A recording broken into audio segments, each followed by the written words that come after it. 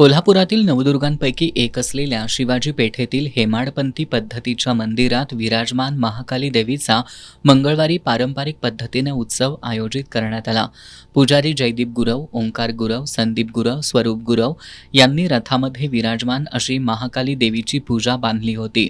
संपूर्ण मार्गावर रांगोळी आणि फुलांचा गालिचा तयार करण्यात आला होता.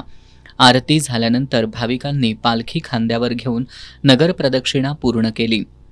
यावेळी चांगभलचा अखंड गजर करण्यात आला. तसंच संपूर्ण वातावरण भक्तिमय वातावरणात न्हावून निघालं होतं. या सोहळ्यात गोव्यातील त्रिवेणी कला मंचकडून दाखल केलेल्या महाकाली देवीसह अन्य देवदेवता आणि असुरांच्या उंच मूर्तीनं सर्वांचं लक्ष वेधून घेतलं. यासह केरळमधील चंदा वाद्यानं तालबद्ध वादन करून सोहळ्यात उत्साह भरला. या सोहळ्याला हजारोंच्या संख्येनं भाविक उपस्थित होते.